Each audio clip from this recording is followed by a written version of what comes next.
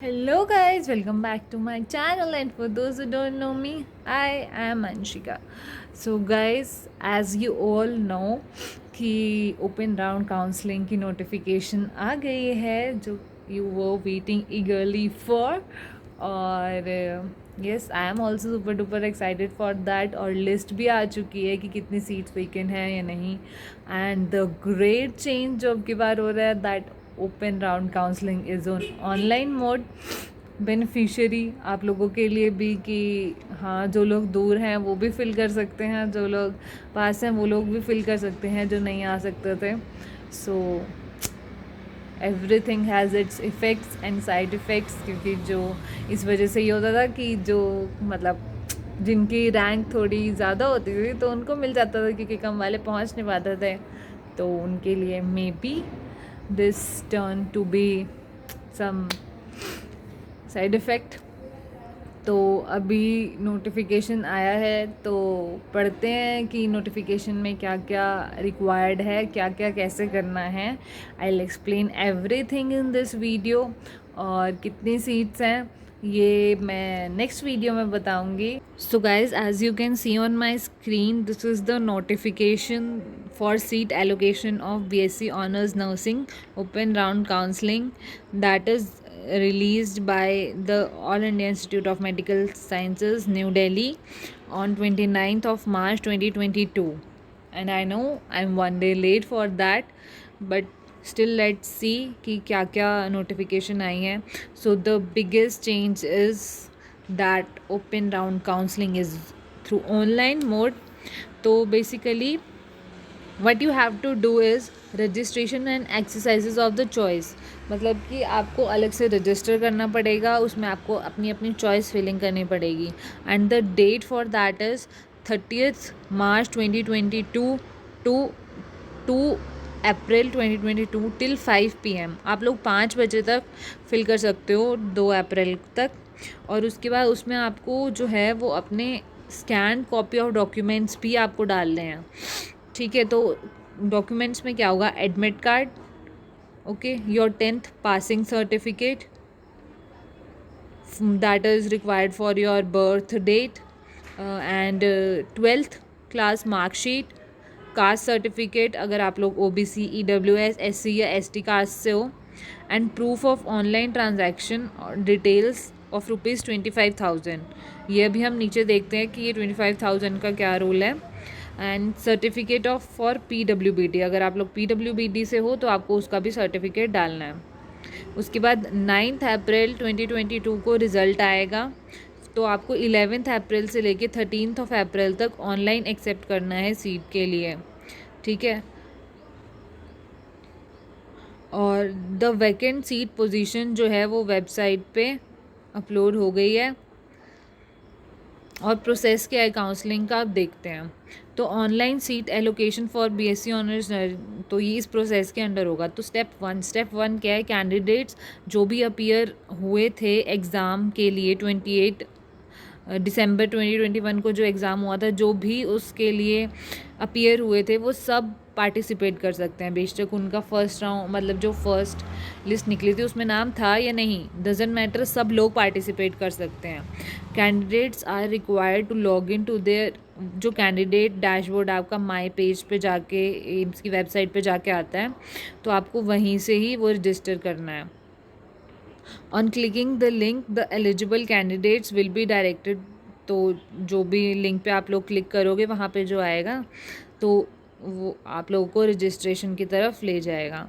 Once registered the candidate will be able to log in to the BSc honours nursing seat allocation portal. एक बार अगर register हो गया तो उसके बाद यू आर एलिजिबल कि आप लोग लॉग इन कर सकते हो, और फिर उसके बाद आप लोग अपनी सीट मतलब जो आपको चॉइस फिल करनी है वो आप कर सकते हो एक बार रजिस्टर करने के बाद। The online BSc honours nursing seat allocation portal will remain open for the date and time mention, जो भी टाइम और डेट मेंशन किया है तब तक वो ओपन रहेगा। जब आप लॉगिन करोगे तो आपको अपना नेम कंफर्म करना है और अपनी कैंडिडेट ID कंफर्म करनी है। Click on make choice button, उसके बाद आपने मेक चॉइस बटन पे क्लिक करना है और अपनी चॉइसेस फिल करनी है। The candidates are required to deposit the amount of rupees 25,000 through electronically as security deposit. तो आपको 25,000 रुपीज़ जो है वो डिपॉजिट करने पड़ेंगे. नीचे एक बैंक, मतलब इसमें ही आगे देखेंगे हम, एक बैंक डिटेल्स दी होगी तो आपको वहाँ पे डिपॉजिट करने पड़ेंगे as a security deposit. Upload scan copies of your documents. उधर आपको स्कैन कॉपीज़ अपने डॉक्यूमेंट्स की डालनी है with the details of the transaction जो आपने किया है, ट्रांजैक्शन आईडी के साथ क्या अमाउंट किया है और क्या डेट किया है. The candidate can view the choices submitted and logged bye them by clicking on the view choices button. अपनी चॉइसेस देखने के लिए आप एक बार चॉइस करने के बाद व्यू चॉइस बटन आता है तो आप वो कर सकते हो, और उसके बाद जो आपने करा है तो प्रिंट का बटन क्लिक करके प्रिंट आउट कर सकते हो. स्टेप 2, मतलब अब वो 25,000 वाला रोल क्या है वो देखते हैं. The candidates are required to deposit the amount of rupees 25,000 through electronic fund transfer in the main account. मतलब इलेक्ट्रॉनिक फ़ंड ट्रांसफ़र बैंक में कुछ होता होगा तो आपको वो इलेक्ट्रॉनिक फ़ंड ट्रांसफ़र के थ्रू ही जमा कराने हैं इस अकाउंट में. ऐसे डायरेक्ट मत कर देना. बैंक में जाओगे तो पूछ लेना कि इलेक्ट्रॉनिक फ़ंड ट्रांसफ़र क्या होता है, तो देल टेल यू कि इलेक्ट्रॉनिक फ़ंड ट्रांसफ़र कैसे करते हैं. तो जो भी डिटेल्स होंगी ट्रांजैक्शन की विद ट्रांजैक्शन आईडी, अमाउंट और जिस भी डेट पे आपने ये ट्रांसफ़र किया है वो आप ऑनलाइन रजिस्ट्रेशन में अपलोड करोगे विद जो भी, मतलब आप इलेक्ट्रॉनिक फ़ंड ट्रांसफ़र करोगे ना तो उन्हें कहना एक स्लिप दे देंगे आपको, तो वो भी आपको अपलोड करनी है. The self attested scanned copies of the required certificate should be uploaded. Self attested मतलब कि जो भी वो कॉपी होगी ना, वो फ़ोटोस्टेट होगी ना उसकी, तो आपको अपने नीचे साइन करने हैं उसके. सेल्फ अटेस्ट का मतलब होता है कि आप लोग नीचे साइन कर दोगे उसके, ठीक है. तो खुद से, मतलब आप जो, इसका मतलब ये इसलिए होता है कि आप जो डॉक्यूमेंट्स डाल रहे हो ना दैट बिलोंग्स टू यू, और अगर उसके लिए आप ही जिम्मेवार होगे तो आपको वो सेल्फ अटेस्ट करके ही डालने हैं. ये सारी बैंक की डिटेल्स दी हुई है जहाँ पे आपको इलेक्ट्रॉनिक फ़ंड ट्रांसफ़र करना है. And documents of the candidates will be verified. जो भी डॉक्यूमेंट्स होंगे कैंडिडेट के वो वेरीफाई होंगे एम्स से, और status of document verification will be send to the candidates through email. और डॉक्यूमेंट वेरिफिकेशन का जो भी होगा वो ईमेल के थ्रू आप लोगों को पता चल जाएगा. ओबीसी या EWS certificate issued by the competent authority for central government jobs और for admission in central government college और इंस्टीट्यूट. जो भी ओबीसी सर्टिफिकेट है या सब कास्ट सर्टिफिकेट है वो आपको पता चल जाएगा. OBC candidate should not belong to, जो भी क्रीमी लेयर होती है उससे बिलोंग नहीं करने चाहिए. OBC certificate must be central government का फॉर्मेट में होना चाहिए और सेंट्रल गवर्नमेंट होना चाहिए, स्टेट गवर्नमेंट नहीं चलेगा. Same with certificate of PWBD. Step 3 क्या है? Only candidates who have registered, मतलब जिन्होंने स्टेप 1 और स्टेप 2 कर लिया है वो ही स्टेप 3 में कर सकते हैं, ठीक है. वही लोग एलिजिबल होंगे ओपन राउंड में, उन्हीं लोगों को कंसीडर किया जाएगा. On the basis of choice exercised by the candidates and documents verified by the AIMS result of open round counseling will be declared. 9 April को डिक्लेयर हो जाएगा रिजल्ट. स्टेप 4 है the candidates will be mandatorily required to accept the allotted seat. जो भी candidates को seat मिलेगी वो उनको उस टाइम कंपल्सरी होगी लेनी, जो भी आपको मिलेगी. You can not do anything उसके बाद, ठीक है. Require located seat in open round of the online seat allocation and report to deposit original documents and join the जो भी फिर आपको एम्स मिलेगा, फिर आपको एक गिवन डेट पे वहाँ पे अपने ओरिजिनल डॉक्यूमेंट्स जाके जमा कराने और वहाँ पे एम्स ज्वाइन कर लेना. वो candidate who fails to report, जो भी कैंडिडेट्स फेल हो जाएंगे रिपोर्ट करने पे या ज्वाइन करने में, उनको 25,000 रुपीज़ जो आप लोगों ने दिए थे वो जमा कर लिए जाएंगे और वो रिफ़ंड नहीं होंगे. बाकी सबको, अगर किसी को सीट नहीं मिलेगी और किसी को सीट मिल गई है और उन्होंने रिपोर्ट भी कर लिया, ज्वाइन भी कर लिया, उन सबके वो पैसे रिफ़ंड हो जाएंगे, तो उस चीज़ की टेंशन मत लेना. तो इम्पॉर्टेंट पॉइंट्स क्या हैं? The vacant seat position will be upload हो गई है. हाउएवर नंबर ऑफ सीट्स में चेंज हो, ऐसा हो सकता है कि जब सीट एलोकेशन का टाइम हो तब चेंज हो जाए, क्योंकि जो PWD वाली होती हैं वो मतलब चेंज उसमें आ जाती हैं, अगर कोई बच्चा ना हो तो मतलब ऐसे हो जाता है।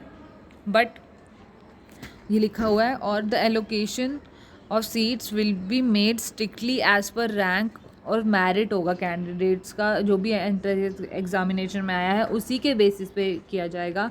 The candidate should register themselves online on AIIMS website. 30 March से लेके 2 अप्रैल तक ही रजिस्टर कर सकते हैं, with the deposit of 25,000 security and scan copy of documents.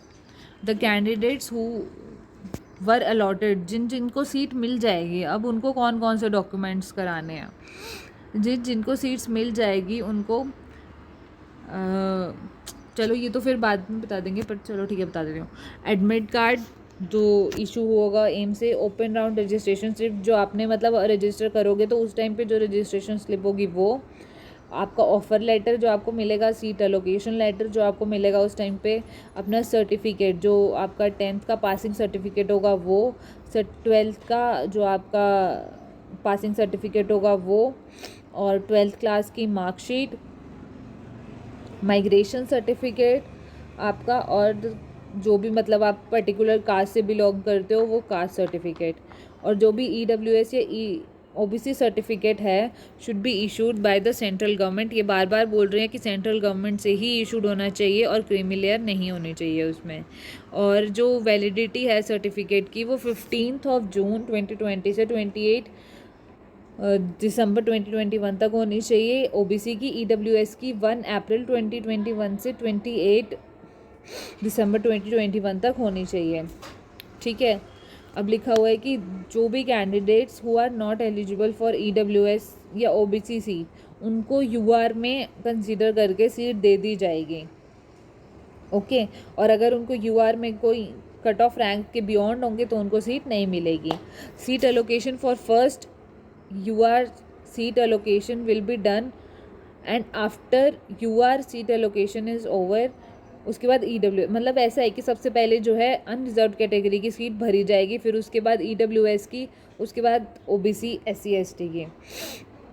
तो मतलब UR की तो ऐसा होता है कि अगर आप OBC से हो और उस टाइम पे UR की सीट खाली है तो आपको UR की सीट दे दी जाएगी, ऐसा होता है।